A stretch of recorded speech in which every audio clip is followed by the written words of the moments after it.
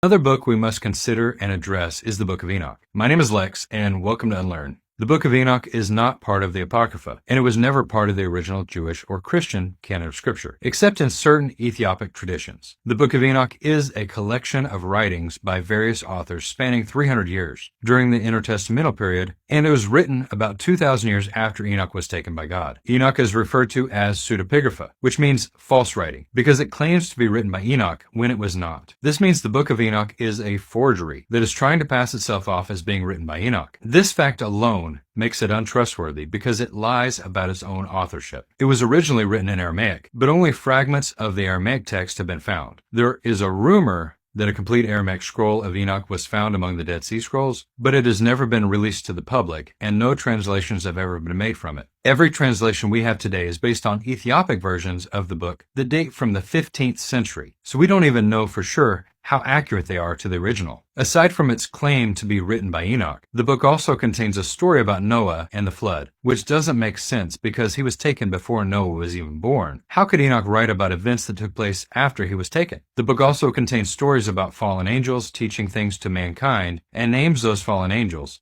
something the Bible doesn't do. It also seems to exalt Enoch as a Messiah figure, and in some versions, Enoch is even identified as the Son of Man, a title that belongs only to Yeshua. Enoch is portrayed as being sent by faithful watchers, angels, to the unfaithful fallen watchers, demons, to deliver a message to them. And I, Enoch, was blessing the Lord of majesty and the King of the ages, and lo, the watchers called me, Enoch the scribe, and said to me, Enoch, thou scribe of righteousness, go declare to the watchers of heaven, who have left the high heaven, the holy eternal place, and have defiled themselves with women. 1 Enoch 12, 3-4. When Enoch spoke to the fallen watchers, the demons, they were afraid, and they asked Enoch to intercede for them by asking God to forgive them. Then I went and spoke to them all together, and they were all afraid, and fear and trembling seized them. And they besought me to draw up a petition for them, that they might find forgiveness, and to read their petition in the presence of the Lord of heaven. 1 Enoch 13, 3-5. After that, God spoke to Enoch and told him to rebuke the watchers for sending a man to intercede for them. And I heard his voice, Fear not, Enoch, thou righteous man and scribe of righteousness. Approach hither and hear my voice. And go, say to the watchers of heaven, who have sent thee to intercede for them, you should intercede for men and not men for you. 1 Enoch 15, 1-3. This strange story of a man being so righteous that angels would send him to do their job is just one example of how Enoch is exalted by this book. He is portrayed as being more than a man, but not quite deity. Enoch also claims to have a special revelation that no one else will ever have access to. This special knowledge is also meant to exalt Enoch above everyone else. And I, Enoch alone, saw the vision, the ends of all things, and no man shall see as I have seen. 1 Enoch 19:3. Some people believe Jude was quoting from the Book of Enoch,